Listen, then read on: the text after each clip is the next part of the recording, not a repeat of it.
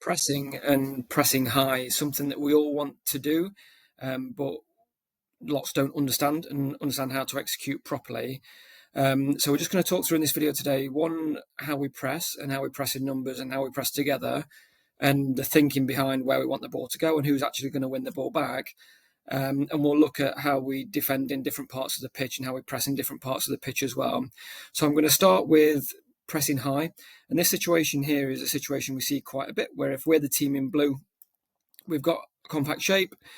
It looks like the opposition in white here have got lots of space and time in their own half to play, because we've compacted the mid third in a mid block, and that allows the opposition back line to have lots of space and time to be able to play. But if our principle is that we want to go and press high and we want to try and win the ball back further up the pitch, then we have to do that in a way that's joined up and a way that makes sense. What you will see quite a bit is strikers going by themselves and leaving lots of gaps in between the lines, and it not being a joined up effort by the full team, and that allows teams to play through quite easily into a pivot player here, get turned and play, or even sometimes they go in ones and twos, and again the vertical lines, the horizontal lines, get split up quite easily. Those vertical lines get split up quite easily because there's gaps that appear and they're quite easy to break down. So what I'm going to work through today is something. One is triangle-based pressing, so we go in numbers. Two is shadow pressing, where we block passing lanes, and then predictability in terms of where we want the ball to go, which helps our teammates win it in a second phase or third phase.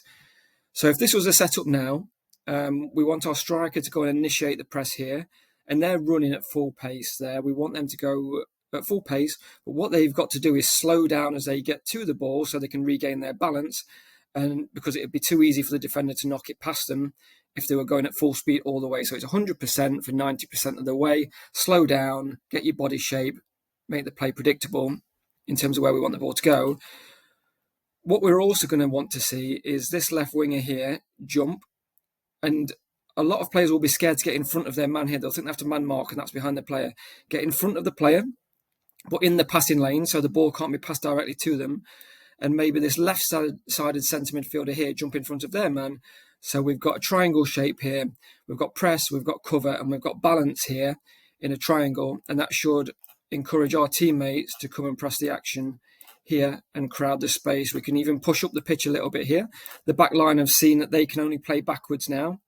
So that gives our back line the confidence to push up and press the action. So again, we're compact together further up the pitch.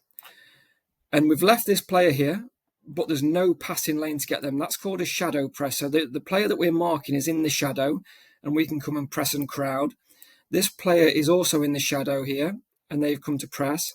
And our striker has pressed in the shadow of the, or has given their shadow to the pivot player. So that means the only places that this player can pass are here or a square pass here. Which, when we think about pressing triggers, bad touches, bad passes, backwards passes, sideways passes, again, this is making it really, really predictable for us as a pressing team to then give our teammates on this side of the pitch an idea of where this ball is going to go next. Because it's not these players here that are going to win the ball, it's probably the second phase. So if we skip on that idea of who's going to win the ball, we've just shown here that these players have pressed in front. They've created that triangle in the press, and we've made it nice and predictable in terms of that ball's either going to go there, or that ball's either going to go here, or they're going to try a long switch to here. This is riskier because this is a lot more risky because anything could happen. We could get in front. It's probably going to go back to the goalkeeper. If that ball comes back to the goalkeeper here, our striker is still pressing down the shadow. We can jump here. We can get in front of our players. That's really important. We can get in front of our players. They're probably going to follow us anyway. We're pressing in the shadow. And what this is telling our teammates is that the ball is probably going to end up with a pass coming out to here or to this player here. Now, when I spoke about earlier about the players in the grey zone around the ball are probably not going to win the ball. The players near the ball may win it, in the second phase. If that ball was to be popped into there, if the goalkeeper tried a risky pass into there, we could press that quite easily. Likelihood is that that ball is going to travel to there, which takes 2-3 seconds, in which point we've pressed and we've probably got a chance of nicking that ball. It becomes a 50-50. We can press across, and it doesn't always work perfectly, but the predictability that we're trying to ensue gives us a chance of winning that ball. There's always a chance that we can go and win it first time. If there's a bad touch by this right back, they pop a risky ball in, or they try and force it into midfield. We've crowded those initial 2 zones and been really, really nice and compact to ensure that we could win it if they risk it in there. We've made it predictable enough that we're saying to the opposition, switch the ball or go through the goalkeeper to come out. All of that takes time, in which gives our players the chance to press and get into positions where they can tease the option, but then go and hit them really, really quickly.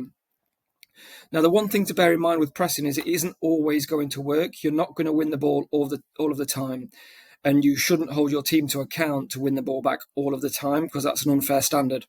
What we should do is have clear principles of how we press: triangle press, press, cover, balance, press with shadow with our men, so we pass down passing lanes so they can't pass through us to get to players. Again, makes it more predictable, and we give our teammates chance to win in other zones. And then if the ball has been recycled and the other team have got the ball in an advanced position, they've broken the press and they've got into this position here, how we would defend as a back line is, again, that press, cover, balance. So our right back is going to press here. We want our right centre back to come and cover, and then we've got balance around. So press, cover, balance works all through the pitch. We just think about it differently in terms of how we press, but the defensive principles are always the same. We're trying to delay in our part of the pitch, and we're trying to make the play predictable, so that gives our teammates cues of how and when to press. And we want to be compact at all times. We go as a compact block, whether we're a high press, low block, mid block, it's always a block and it's always compact. So it's really, really important that we stick to those principles and we go together. It's difficult, it's hard work, but again, those principles remain. So hopefully that was useful. Thanks very much. Any questions, drop them in the comments below.